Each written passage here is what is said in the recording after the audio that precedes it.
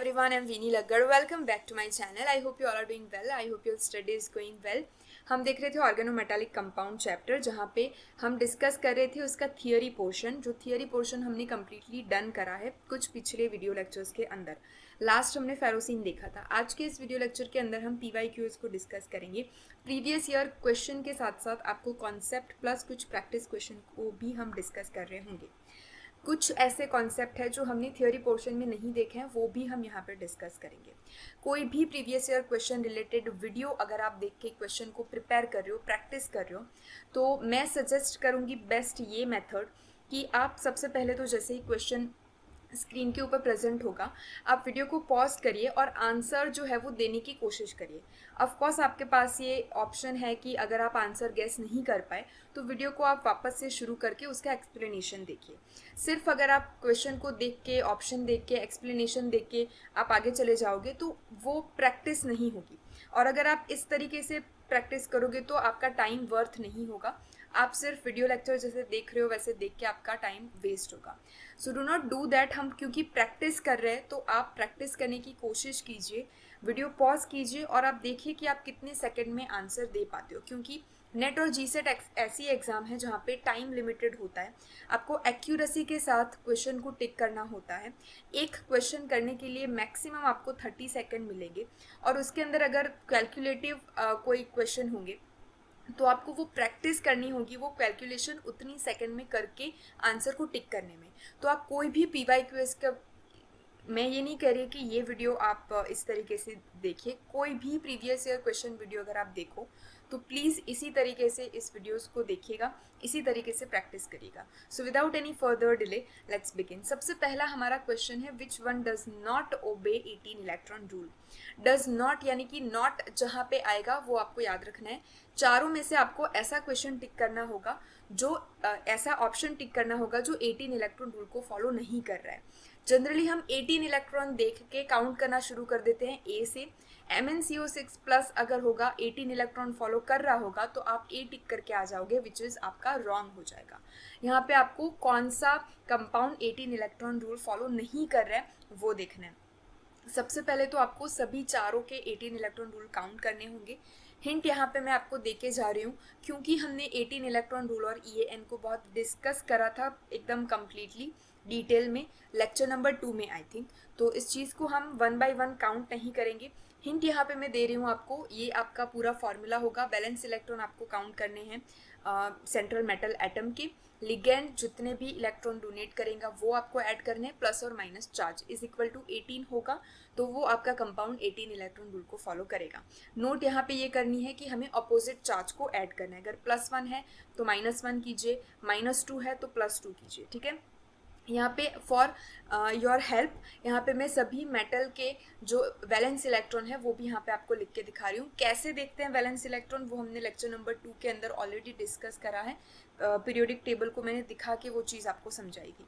तो Mn का 7 होगा, क्रोमियम का 6, Fe का 8 होगा। यहाँ पे 2 लिगेंड आपको देखने को मिलेंगे चारों कंपाउंड में। कार्बोनिल है और क्लोरीन है, तो कार्बोनिल 2 इलेक्ट्रॉन देंगे, क्लोरीन 2 इलेक्ट्रॉन देंगे, ठीक है।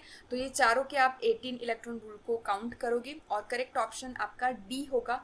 MnCO4Cl2 +2 जो है वो आपका 18 इलेक्ट्रॉन रूल फॉलो नहीं करेगा, ठीक है। चलिए नेक्स्ट मूव करेंगे, विच हैज क्वाड्रुपॉनल बॉन्ड।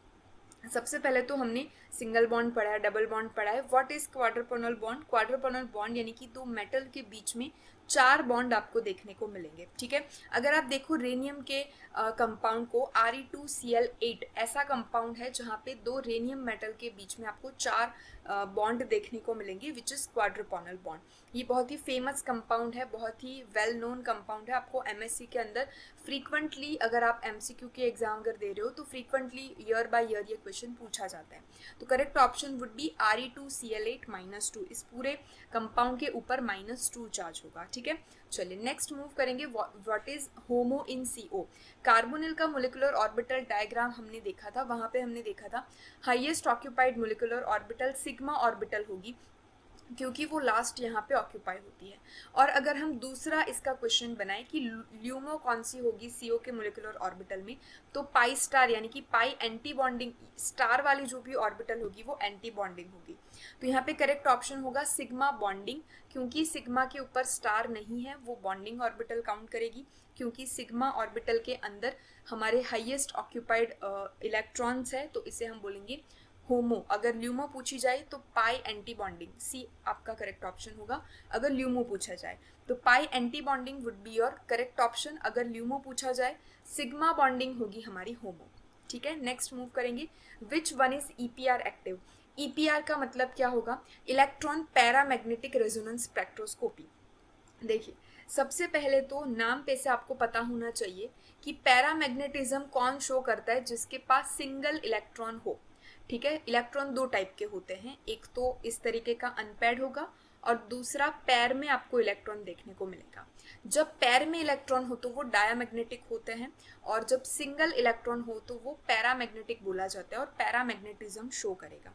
ठीक है, तो जो भी कंपाउंड के पास सिंगल इलेक्ट्रॉन प्रेजेंट अगर हो तो वो EPR एक्टिव होंगे। ठीक है, तो इन सभी के आपको इलेक्ट्रॉन काउंट करने होंगे और आपको देखना होगा कि D सबशेल के अंदर कितने इलेक्ट्रॉन जा रहे हैं। अगर पैर में इलेक्ट्रॉन जाएंगे तो वो होंगे EPR अनएक्टिव यानी कि इनएक्टिव, और अगर सिंगल इलेक्ट्रॉन आपको देखने को मिलेगा तो वो आपको होगा EPR एक्टिव। यहाँ पे एक ट्रिक ये है कि आप दो ऑप्शन को ऐसे ही एलिमिनेट कर सकते हो। देखिए, सबसे पहले तो जिसके ऊपर चार्ज नहीं होगा, जैसे कि यहाँ पे मोलिब्डेनम है, यहाँ पे निकल का कंपाउंड है, हाईली चांसेस ये होते हैं कि जो भी चार्ज लेस कंपाउंड होते हैं, जो भी न्यूट्रल कंपाउंड होते हैं, उसके अंदर आपको इलेक्ट्रॉन जो है वो पैर में ही देखने को मिलेंगे, तो वो EPR एक्टिव नहीं होंगे। आप निकल और मोलिब्डेनम के कंपाउंड को काउंट करके देखिएगा, आपको इलेक्ट्रॉन जो मिलेंगे वो पैर में देखने को मिलेंगे। ठीक है, लेकिन अगर मैं यहाँ पे काउंट करूँ CU ऑक्सोलेट, ये वाला जो आपका लिगेंड है उसको हम ऑक्सोलेट बोलेंगे, -2। कॉपर का ऑक्सीडेशन स्टेट हम सबसे पहले काउंट करेंगे, तो कॉपर हम यहाँ पे लेंगे। C2O4 जो है वो 4 इलेक्ट्रॉन डोनेट करता है, तो +4 हम करेंगे इज इक्वल टू -2, जितना भी चार्ज होगा वो। तो कॉपर का ऑक्सीडेशन स्टेट अगर हम काउंट करें -2, ये 4 अगर इज इक्वल टू के राइट हैंड साइड चला जाए तो यहाँ पे -4 हो जाएगा, तो -2 -4 होगा हमारा -6, यानी कि कॉपर का जो ऑक्सीडेशन स्टेट है वो -6 है। अभी Cu -6 के कितने इलेक्ट्रॉन्स होंगे वो हमें काउंट करने हैं। तो वैलेंस इलेक्ट्रॉन ऑफ कॉपर सबसे पहले हम देखेंगे plus oxidation state of copper, यानी कि कॉपर के ऊपर वैलेंस इलेक्ट्रॉन टोटल 11 होते हैं न्यूट्रल स्टेट के अंदर। अगर हमें -6 इलेक्ट्रॉन करने हैं, यानी कि ऑक्सीडेशन स्टेट को हमें माइनस कर देना है, तो -6 हम यहाँ पे करेंगे। ऑक्सीडेशन स्टेट -6 है तो हम यहाँ पे करेंगे -6 इज इक्वल टू 5। तो अगर कॉपर के 5 इलेक्ट्रॉन को हमें D शेल में अगर हमें उसके अंदर काउंट करना हो तो 1s2 2s2 2p1, यानी कि यहाँ से 2 इलेक्ट्रॉन, यहाँ से 2 इलेक्ट्रॉन और 2p में 1 इलेक्ट्रॉन, टोटल 5 इलेक्ट्रॉन हुए यहाँ से। तो P शेल के अंदर आप यहाँ पे देखोगे तो 1 इलेक्ट्रॉन यहाँ पे आपको देखने को मिलेगा, यानी कि P शेल इस तरीके से होती है 3। P के अंदर आपको 3 शेल देखने को मिलेंगी। ठीक है, P के अंदर हमारे पास 1 ही इलेक्ट्रॉन है, तो 1 इलेक्ट्रॉन यहाँ पे है विच इज पैरामैग्नेटिज्म को शो करेगा। तो आपका जो Cu C2O4 -2 है वो आपका करेक्ट ऑप्शन होगा यहाँ पे, क्योंकि वो इलेक्ट्रॉन यानी कि EPR एक्टिव होगा। अगर हम बात करें यहाँ पे दूसरे चार्ज वाले कंपाउंड की, चार्ज वाला दूसरा कंपाउंड है, यहाँ पे आप देख सकते हो कोबाल्ट का कंपाउंड है, जिसके साथ NH3 5 times Cl as a ligand जुड़े हैं, +2 इसका चार्ज है। तो इसको अगर हम काउंट करें, सबसे पहले तो कोबाल्ट सेंट्रल मेटल एटम का हमें ऑक्सीडेशन स्टेट काउंट करना है। 5 NH3 जो है वो न्यूट्रल लिगेंड है, तो वो 0 इलेक्ट्रॉन काउंट करेंगे। Cl जो है वो -1 यानी कि 1 इलेक्ट्रॉन काउंट करेगा, तो -1 हम यहाँ पे लिखेंगे इज इक्वल टू +2। ठीक है, अगर इस -1 को हम यहाँ पे लेके जाए तो +1 हो जाएगा, यानी कि कॉपर +3 इसका जो होगा वो ऑक्सीडेशन स्टेट होगा। अभी कॉपर जो है वो सॉरी यहाँ पे कोबाल्ट हो जाएगा, सॉरी यहाँ पे कोबाल्ट आप लिखोगे। ठीक है, प्रिंटिंग मिस्टेक है यहाँ पे। CO यानी कि कोबाल्ट जो है वो +3 ऑक्सीडेशन स्टेट में कितने इलेक्ट्रॉन बेयर करेगा। तो सबसे पहले valence electron of cobalt neutral state के अंदर 9 होते हैं। यहाँ पे ऑक्सीडेशन स्टेट क्योंकि +3 आया है तो हम यहाँ पे करेंगे +3 इज इक्वल टू 12। तो 12 अगर आप यहाँ पे लिखोगे उसकी कॉन्फ़िगरेशन तो 1s2 2s2 2p6 3s2 इस तरीके की आपकी इलेक्ट्रॉन देखने को मिलेंगी। लास्ट में s सब शेल है यहाँ पे s, तो s इस तरीके की होती है जहाँ पे हमें बताने हैं 2 इलेक्ट्रॉन इस तरीके से पैर में होंगे विच इज कॉल्ड डायामैग्नेटिज्म। तो ये जो होगा वो आपका EPR एक्टिव नहीं होगा। तो आई होप आपको ये पूरी मेथड समझ में आ गई होगी। किसी भी सेंट्रल मेटल एटम का आपको ऑक्सीडेशन स्टेट काउंट करना है, जो भी ऑक्सीडेशन स्टेट आएगा माइनस में या फिर प्लस में, उसको आपको ऐड कर देना है इसके वैलेंस इलेक्ट्रॉन से। जो नंबर आएगा उतने आपको कॉपर के इलेक्ट्रॉन की कॉन्फ़िगरेशन देखनी है। फॉर एग्जांपल यहाँ पे कोबाल्ट के पास 12 इलेक्ट्रॉन हमें आए हैं, तो 1s2 2s2 2p6 करके आप पूरी कॉन्फ़िगरेशन लिखेंगे और लास्ट में आप देखेंगे कि कितने इलेक्ट्रॉन आपको मिल रहे हैं। यहाँ पे 3s लास्ट शेल है जहाँ पे 2 इलेक्ट्रॉन मिल रहे हैं। यहाँ पे 2p जो है वो लास्ट शेल है जहाँ पे आपको 1 सिंगल इलेक्ट्रॉन मिल रहा है। अगर आपको सिंगल इलेक्ट्रॉन अनपेयर इलेक्ट्रॉन देखने को मिल रहे हैं विच इज़ आपके क्या होंगे EPR एक्टिव होगा। मान लीजिए कि यहाँ पे 3 इलेक्ट्रॉन हमें मिल रहे हैं किसी कंपाउंड में, तो ये तीनों कैसे हुए, अनपेयर हुए। तो 3 इलेक्ट्रॉन है विच इज़ अनपेयर, तो भी वो इलेक्ट्रॉन पैरामैग्नेटिक रेजोनेंस स्पेक्ट्रोस्कोपी के अंदर एक्टिव होंगे। ठीक है, चलिए नेक्स्ट मूव करेंगे। आपका बी जो है वो करेक्ट ऑप्शन होगा क्योंकि कॉपर ऑक्सीडेट का जो आपका ऑर्गेनोमेटेलिक कंपाउंड होगा वो EPR एक्टिव होगा due to unpaired electron. Next move करेंगे। Polypropylene forms in absence of Ziegler Natta catalyst is. Polypropylene जो है, प्रोपिलीन का पॉलीमराइजेशन करेंगे हम जिग्लर-नाटा कैटलिस्ट के प्रेजेंस में। अगर जिग्लर-नाटा कैटलिस्ट की प्रेजेंस में हम प्रोपिलीन का पॉलीमराइजेशन नहीं करते हैं, यानी कि एब्सेंस में अगर हम पॉलीप्रोपिलीन बनाएंगे, तो जो आपका पॉलीप्रोपिलीन बनेगा वो किस टाइप का बनेगा। तो सबसे पहले तो हम जिग्लर-नाटा कैटलिस्ट क्या होते हैं वो देख लेते हैं। 2 आपके जिग्लर-नाटा कैटलिस्ट होते हैं, 2 टाइप के होते हैं। एक तो titanium Cl3 and AlC2H5 twice Cl, यानी कि इन दोनों का मिक्सचर जब हम लेंगे तो ये एक टाइप का आपका जिग्लर-नाटा कैटलिस्ट होगा। दूसरे कौन सा टाइप का होगा, titanium Cl4 and AlC2H5 3 times. ठीक है, तो ये 2 टाइप के आपके, ये सेकंड टाइप का, ये इसका स्ट्रक्चर दिया रहेगा यहाँ पे इस तरीके का। ठीक है, तो एक ये टाइप का, एक दूसरा टाइप का, 2 टाइप के जिग्लर-नाटा कैटलिस्ट होते हैं। अगर इस कैटलिस्ट की एब्सेंस में हमने प्रोपिलीन का पॉलीमराइजेशन किया तो पॉलीप्रोपिलीन जो बनेगा वो किस टाइप का बनेगा वो हमें यहाँ पे पूछ रहे हैं। तो वो हमारा बनेगा एटैक्टिक टाइप का। अभी एटैक्टिक, आइसोटैक्टिक, सिनडायोटैक्टिक क्या होते हैं वो हम यहाँ पे देखेंगे। अगर आपके ये मान लीजिए कि आपका एक कोई भी पॉलीमर है, यहाँ पे N टाइप्स आप लिख लो। ठीक है, तो ये आपका पॉलीमर है जहाँ पे अल्काइल ग्रुप जो है वो सिमेट्रिक इस तरीके से जुड़े हैं। यहाँ पे अगर आप अल्काइल ग्रुप को देखो तो एक कार्बन छोड़ के दूसरे कार्बन पे हैं, एक कार्बन छोड़ के दूसरे कार्बन पे हैं, और सारे अल्काइल ग्रुप जो है वो नीचे की साइड ही है, तो उसे हम बोलेंगे आइसोटैक्टिक। सिनडायोटैक्टिक क्या बोलेंगे, अगर एक कार्बन के ऊपर अल्काइल ग्रुप नीचे की साइड है तो दूसरे कार्बन के ऊपर अल्काइल ग्रुप ऊपर की साइड है, तीसरे कार्बन के ऊपर नीचे की साइड है। तो इस तरीके से क्या है, सिमेट्री में जुड़े हुए हैं, लेकिन एक ऊपर एक नीचे, एक ऊपर एक नीचे। अगर इस तरीके का जुड़ा हुआ आपको देखने को मिले तो उसे हम बोलेंगे सिनडायोटैक्टिक। लेकिन अल्काइल ग्रुप जो है वो कंप्लीटली इरेगुलर यहाँ पे अगर जुड़े हुए होंगे, मान लीजिए कि एक कार्बन के ऊपर नीचे है, एक कार्बन छोड़ के यहाँ पे भी नीचे है, दूसरा कार्बन छोड़ के यहाँ पे ऊपर जुड़ गया, अभी एक कार्बन छोड़ के वापस नीचे जुड़ गया, वापस एक कार्बन छोड़ के ऊपर जुड़ गया, तो यहाँ पे आपको कोई रेगुलरिटी देखने को नहीं मिलेगी, तो उसे हम बोलेंगे एटैक्टिक। ठीक है, अगर सिमिलर फैशन में है, सभी नीचे या फिर सभी ऊपर, इस तरीके का अगर हो तो उसे हम बोलेंगे आइसोटैक्टिक। एक ऊपर एक नीचे, एक ऊपर एक नीचे, एक ऊपर एक नीचे, अगर इस तरीके की फैशन देखने को मिले तो उसे हम बोलेंगे सिनडायोटैक्टिक। लेकिन एक ऊपर है, मान लीजिए 2 ऊपर है, फिर एक ऊपर चला गया, फिर वापस से एक नीचे आ गया, फिर 2 वापस से ऊपर चलेंगे। तो इस टाइप का इरेगुलर पैटर्न अगर आपको देखने को मिले तो वो एटेक्टिक पॉलीमर होगा। ठीक है, तो जिग्लर-नाटा कैटलिस्ट के एब्सेंस में जो पॉलीप्रोपिलीन फॉर्म होगी वो एटेक्टिक टाइप की होगी। जिग्लर-नाटा कैटलिस्ट 2 टाइप के होते हैं, titanium Cl3 plus Al(C2H5) twice Cl का मिक्सचर। दूसरे टाइप का होगा titanium Cl4 plus Al(C2H5) 3 types. ठीक है, नेक्स्ट मूव करेंगे। विल्किंसन कैटलिस्ट कौन सा होगा? हमने विल्किंसन कैटलिस्ट के ऊपर ऑलरेडी वीडियो लेक्चर बनाया हुआ है, आई होप आपने देखा होगा। PPH3 3 टाइम्स रोहोडियम क्लोरीन जो आपका ऑर्गेनोमेटालिक कंपाउंड होगा वो होगा Wilkinson catalyst. Waker process use the catalyst. Waker process कौन सा कैटलिस्ट यूज करती है? जिग्लर-नाटा कैटलिस्ट यूज करती है। Number of metal metal bond present in iridium 4CO4 CO12 compound. इस कंपाउंड के अंदर इरिडियम के बीच में कितने मेटल मेटल बॉन्ड प्रेजेंट होंगे? 4 इरिडियम है, कितने मेटल मेटल बॉन्ड प्रेजेंट होंगे वो हमें काउंट करना है। तो ये हमने थियोरी के अंदर नहीं देखा था। ये इसका फॉर्मूला होगा मेटल मेटल बॉन्ड काउंट करने का, n into 18 minus total valence electron divided by 2। ठीक है, इन सभी के डिवाइडेड में होगा 2।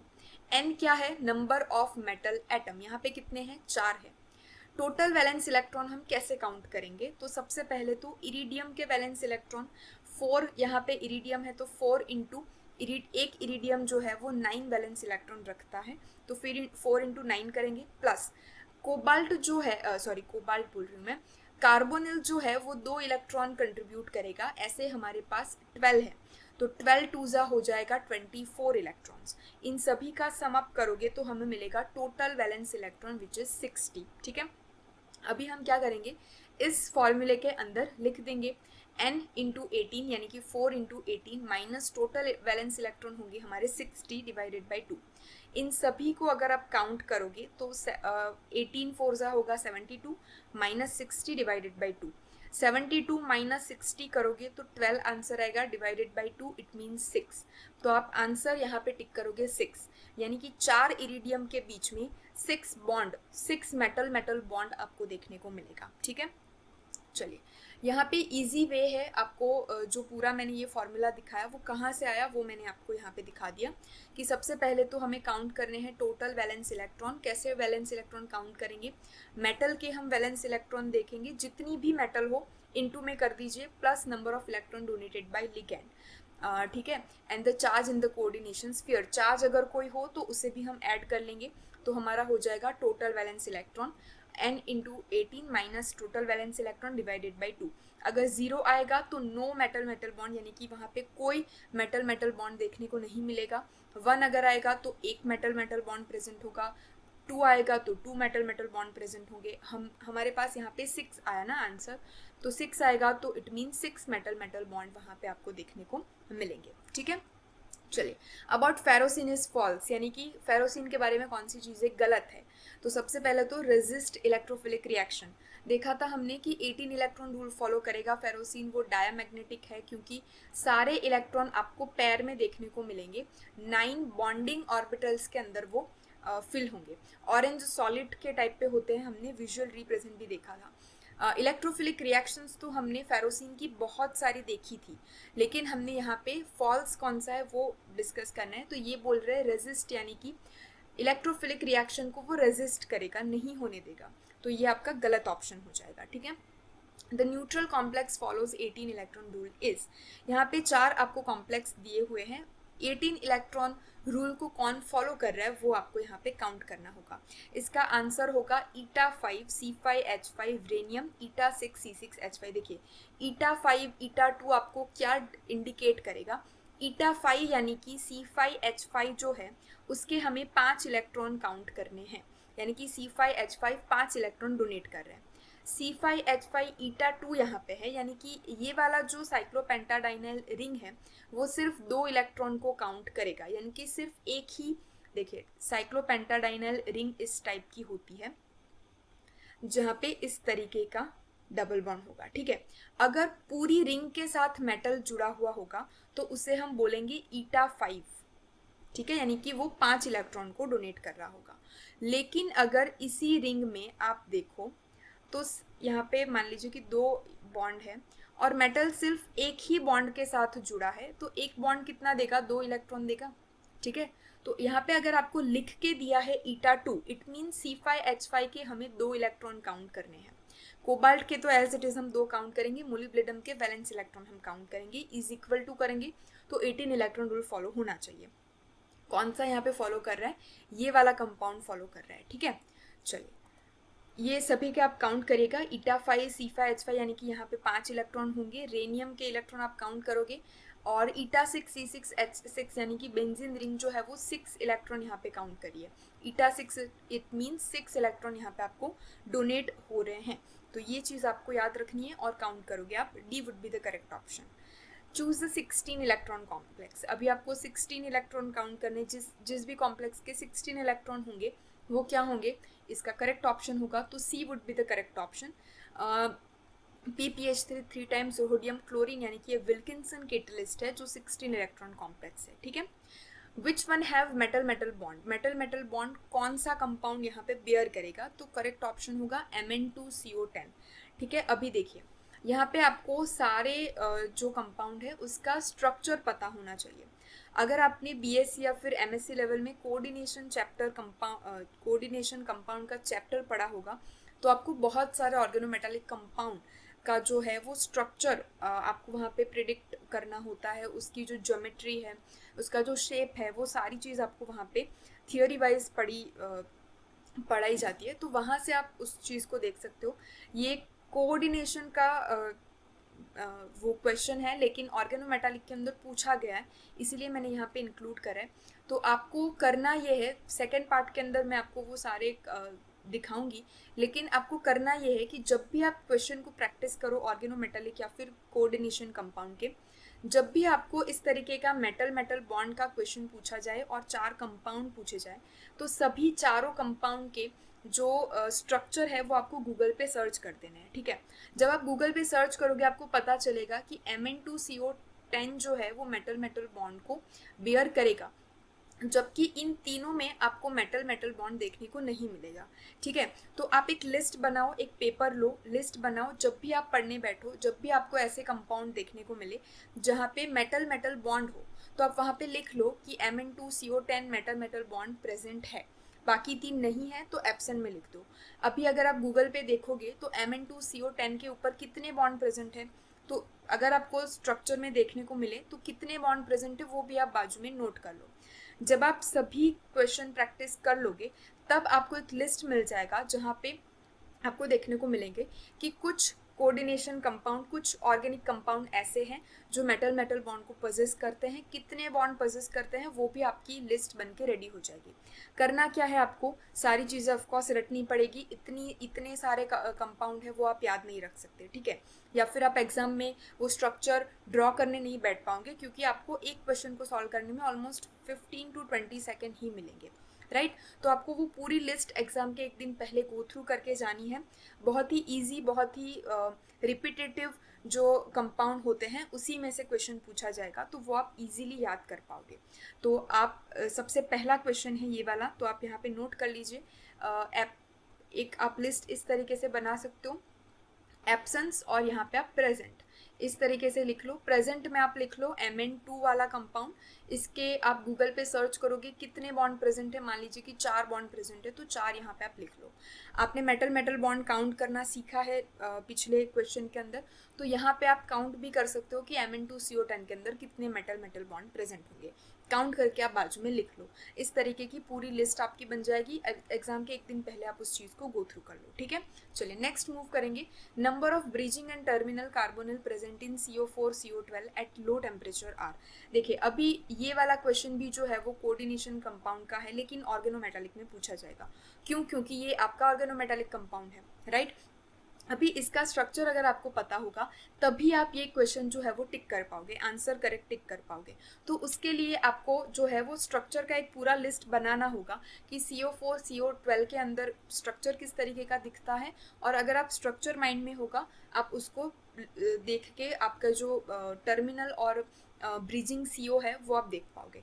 तो अगर आप इसका इस तरीके का स्ट्रक्चर मैंने आपको गूगल पे से यहाँ पे ड्रॉ करके दिखाएं, जो रेड वाले हैं वो कोबाल्ट है जिसका हमें कोई काम नहीं है, हमें कार्बोनिल जो लिगैंड है वो कितने ब्रिज में इन्वॉल्व है और कितने टर्मिनल, यानी कि टर्मिनल में प्रेजेंट है। तो ये वाले जो है वो आपके टर्मिनल होंगे, ठीक है। और ये वाले जो होंगे आपके जो कोबाल्ट के साथ जुड़े हुए हैं ब्रिज में, ये वाले आप देख सकते हो, ठीक है।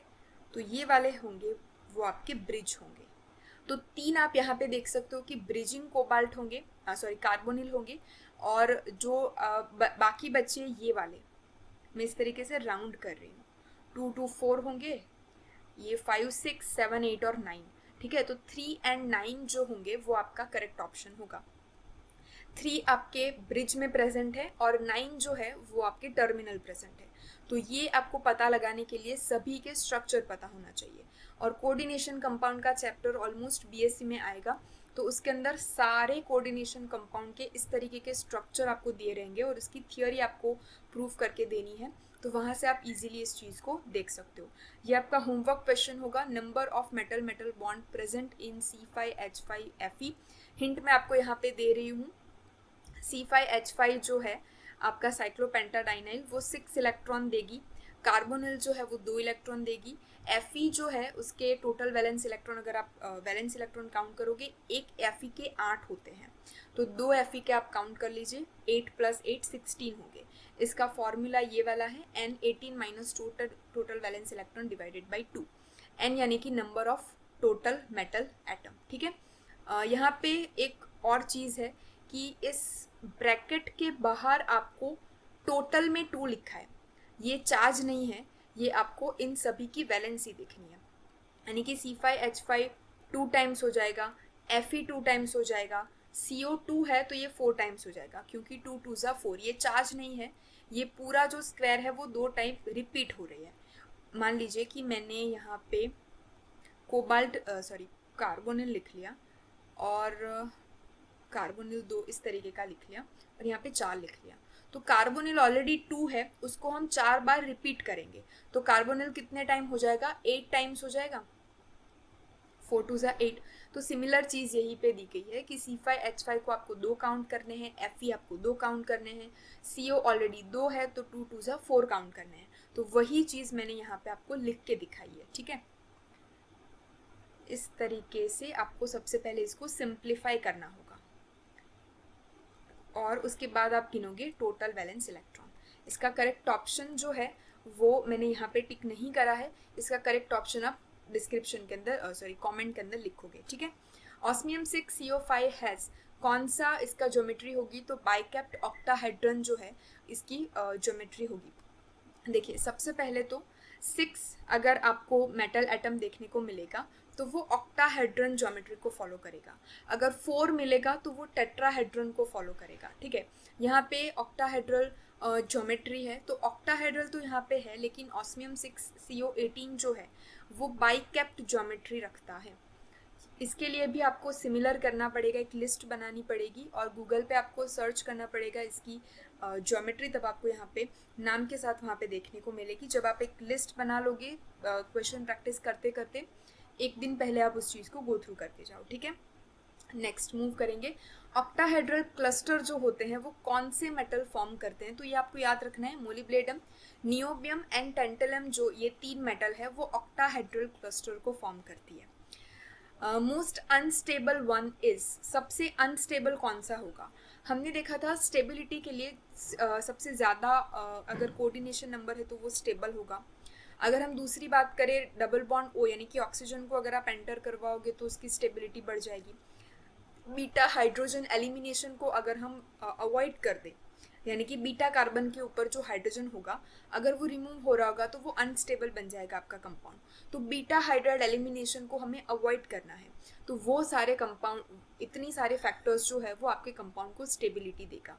यहाँ पे करेक्ट ऑप्शन होगा A एंड D, दोनों करेक्ट ऑप्शन होंगे। क्यों, क्योंकि अगर हम इसका देखें C2H5 अगर आप बात करो तो अनस्टेबल, यानी कि यहाँ पे बीटा हाइड्रोजन एलिमिनेशन होगा। यहाँ पे आप देखिए CH2 होगा, यहाँ पे होगा CH3, ये होगा आपका C2H5, ठीक है। यहाँ पे हो जाएगा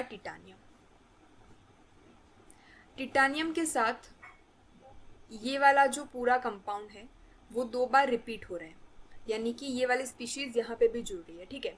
अभी इस टिटानियम के ऊपर ये होगा आपका अल्फा कार्बन, ये होगा आपका बीटा कार्बन।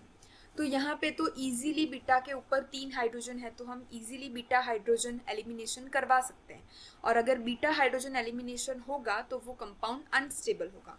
अगर आप यहाँ पे देखो पीबी यानी कि लेड के ऊपर भी C2H5 4 टाइम्स जुड़ा है, यानी कि 4 बीटा कार्बन आपको देखने को मिलेंगे जिसके ऊपर 3 हाइड्रोजन होंगे।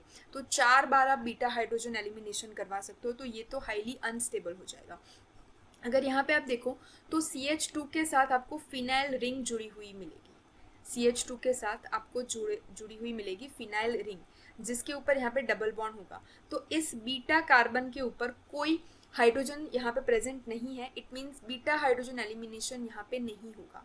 यहाँ पे तो सिर्फ अल्फा कार्बन ही है CH3, बीटा कार्बन है ही नहीं, तो यहाँ पे बीटा हाइड्रोजन एलिमिनेशन होगा ही नहीं, ठीक है। तो क्योंकि होगा ही नहीं तो ये दोनों क्या हो जाएंगे, स्टेबल हो जाएंगे। हमें पूछा है अनस्टेबल, तो ए और D would be the correct option. Next move करेंगे, which one is incorrect for ferrocene. Ferrocene के लिए कौन सा इनकरेक्ट होगा। तो staggered configuration in solid state, हमने स्टैगर्ड कन्फिगरेशन देखा था। सैंडविच स्ट्रक्चर है, ऑफकोर्स सैंडविच स्ट्रक्चर है। The stability of ferrocene is attributed to strong sigma bond between Fe and pentadienyl rings. तो ये जो है वो आपका गलत ऑप्शन होगा, क्योंकि हमें स्टैगर्ड और जो एक्लिप्स्ड फॉर्म है वो इसीलिए देखने को मिलेंगे क्योंकि बॉन्ड जो है Fe और साइक्लोपेंटाडाइनल रिंग के बीच में वो रोटेट होते रहते हैं। स्ट्रॉन्ग सिग्मा बॉन्ड नहीं होगा, स्ट्रॉन्ग नहीं होगा, वीक होगा, वीक सिग्मा बॉन्ड होगा, जिसकी वजह से Fe और साइक्लोपेंटाडाइनल रिंग के बीच में जो बॉन्ड होंगे वो रोटेट होते जाएंगे। और क्योंकि रोटेट होने पर आपकी रिंग रोटेट होके ऐसे जुड़ जाएगी कि जिसकी वजह से आपको एक बार स्टैगर्ड फॉर्म देखने को मिलेगा, एक बार इक्लिप्स्ड फॉर्म देखने को मिलेगा। तो ये गलत ऑप्शन होगा। 2 ring rotate freely in solution of ferrocene, तो ये भी करेक्ट होगा। आपका एक Fe यहाँ पे इस तरीके का होगा, ये आपके 2 सिग्मा बॉन्ड होंगे जिसके ऊपर आपको साइक्लोपेंटाडाइनल रिंग देखने को मिलेगी इस टाइप से, ठीक है। अभी इन दोनों की अगर आप देखो तो ये नीचे की साइड पॉइंट आउट करिए, ये ऊपर की साइड पॉइंट आउट करिए, इट मीन्स ये स्टैगर्ड फॉर्म है। अगर दोनों रिंग आपकी नीचे की साइड पॉइंट आउट कर रही है इस तरीके से, तो वो आपका इक्लिप्स्ड फॉर्म होगा। तो ये स्टैगर्ड और इक्लिप्स क्यों बनते हैं, क्योंकि ये जो दोनों रिंग है वो ईजिली रोटेट हो पाती है। ये दोनों जो रिंग है वो बीच में Fe है, तो वो इजीली एक दूसरे के साथ रोटेट हो पाती है, और इसी की वजह से हमें स्टैगर्ड और इक्लिप्स्ड फॉर्म देखने को मिलेंगे। तो यहाँ पे स्ट्रॉन्ग सिग्मा बॉन्ड नहीं होगा, तो जो इनकरेक्ट ऑप्शन होगा वो C होगा, ठीक है। आई होप आपको ये सारे क्वेश्चन जो है वो अच्छे से समझ में आए होंगे। हमने यहाँ पे बहुत ही इम्पॉर्टेंट जो एक मेटल बॉन्ड का कॉन्सेप्ट था वो यहाँ पे मैंने आपको क्लियर करवाया। पैरामैग्नेटिज्म, EPR एक्टिव इनएक्टिव वाला जो कॉन्सेप्ट था वो भी कई बार पूछा जाता है, वो कॉन्सेप्ट भी हमने यहाँ पे क्लियर करवाया, ठीक है।